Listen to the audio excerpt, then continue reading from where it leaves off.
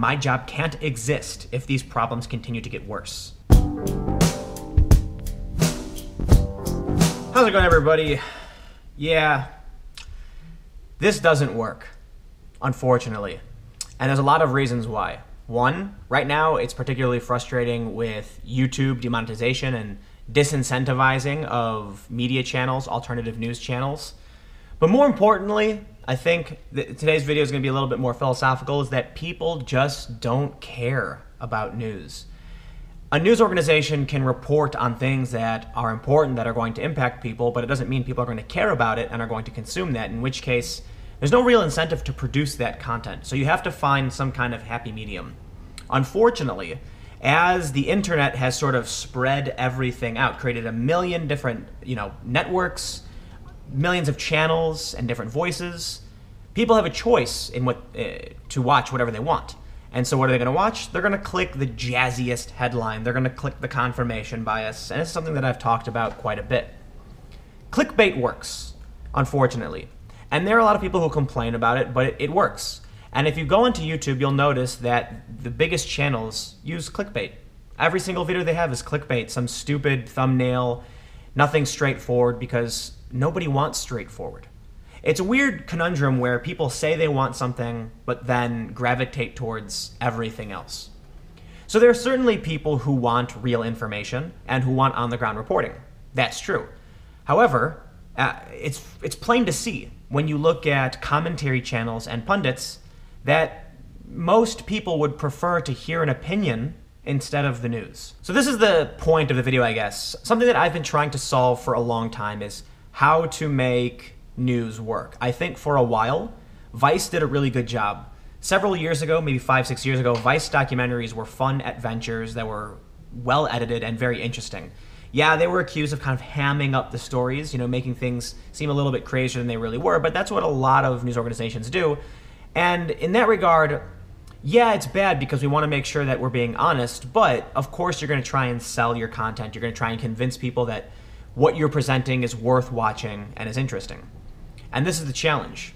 In the world of news and politics, people are more interested in hearing the things that they want to hear. So even when I have people who comment on my videos saying that, yes, they want on-the-ground reporting, they complain when I don't do it the way they want. So where's the incentive to actually do on-the-ground reporting? Because it's not there.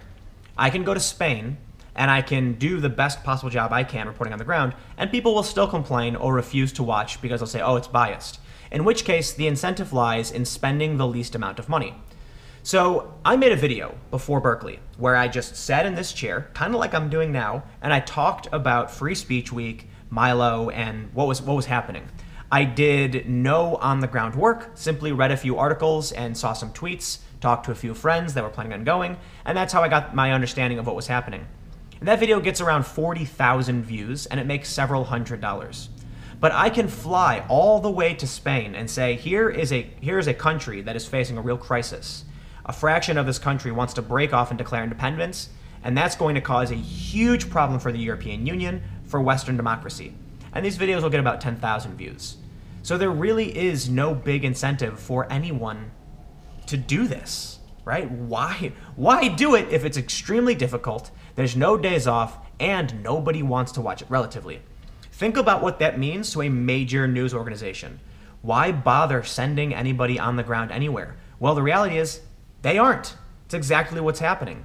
So there are a lot of news companies that decide just to hire someone and have them read someone else's reporting and comment on it or rewrite the story because that's cheaper and they make more money doing it. So now let's go back and look at YouTube.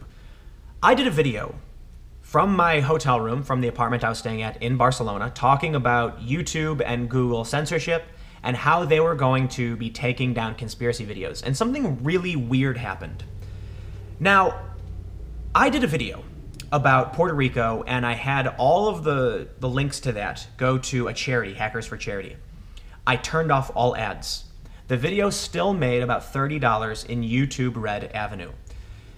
These are approximate numbers. I'm not giving you exact numbers. I think that might be a violation of the terms of service. But what I can say is that based on the amount of views that I get, between 10 and 30,000, give or take, YouTube Red will generate about 30 bucks. Well, I did this video about YouTube taking down conspiracy videos, and it made approximately $1. around there. And so I started one. It wasn't demonetized. This is a video that was not demonetized, had many ads on it, and made nothing, not even YouTube Red. And I've done a couple videos talking about censorship that have done poorly and so that's interesting to me. I understand that when it comes to advertisements, people have to bid on an ad. So if no one's willing to buy an ad against censorship, then yeah, your ad's not likely going to appear. There's not going to be a lot of ads. You're not going to make a lot of money. But YouTube Red still makes money, and the amount of money I made off that video is alarming, which is a bit disheartening. And then getting a bunch of other videos demonetized, I start to realize I can go to Catalonia. I can spend the money, fly all the way to Barcelona, and take two huge risks. One, that even though this is really important, people aren't going to watch it. And two, even if people do watch it, YouTube's going to demonetize it. So then there really is no incentive, is there? Here's the results of that. Look at what's happening with the Las Vegas shooting story. Who are the people that are digging into it and publishing information on a regular basis? It's not the mainstream media, it's alternative media. A lot of alternative journalists, alternative media, people on YouTube are digging into the story and trying to figure out what's going on.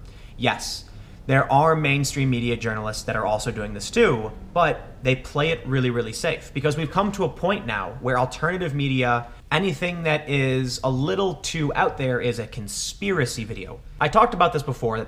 There's a video on YouTube about a second shooter in Las Vegas, and YouTube removed this because they were getting complaints. What if there was a second shooter? We don't know. Are we just supposed to take the official statement from the FBI and the Las Vegas police and stop there? No, good journalists are going to say, okay, we've got the official statement. What else are we going to look into? But too many mainstream journalists aren't willing to do that out of fear of looking like a conspiracy theorist.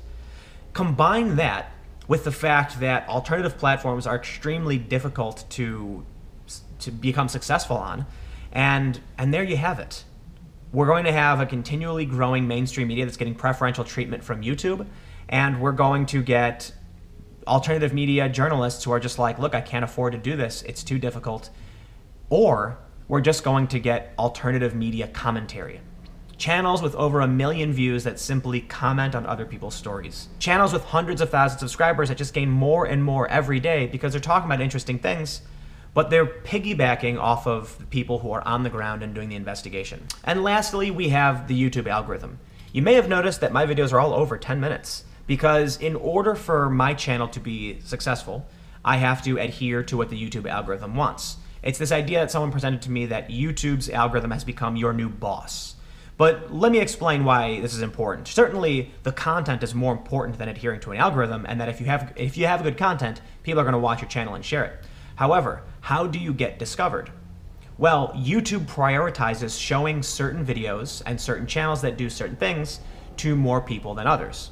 So if there is a video that is an important breaking news story, say I'm on the ground somewhere and I witness something happen, I could film a 2-minute video, film that and upload it right away. But what that does is it shows that the average watch time for that video is only 2 minutes, and then YouTube will punish the channel. So you have to make longer form shows and hope that what you do is exactly what YouTube wants so that the algorithm will then promote your content, which is a challenge when we hear that YouTube has altered their algorithm to make it harder for what they call conspiracy videos to appear in search terms. They're going to start highlighting actual mainstream media news channels instead of alternative channels. So what does that mean for me? It means that things are getting increasingly more difficult outside of regular content. Look, I know that clickbait works, fun, entertaining, exciting content works, as we heard from the Atlantic editor in yesterday's video. It's so much easier to tell a story when you can lie because the truth is a straitjacket for storytelling. So what works on YouTube? Reality shows and clickbait.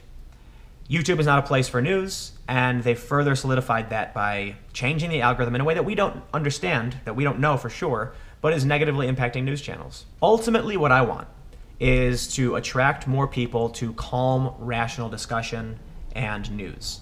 I don't want people to drift into further left and right extremes where they're convinced that, say every person of group X is a monster, be it white people or Muslims or black people or Latinos. Everybody is pointing out some specific group and saying they're the problem, and I'm trying to avoid that and say there's nuance in the world.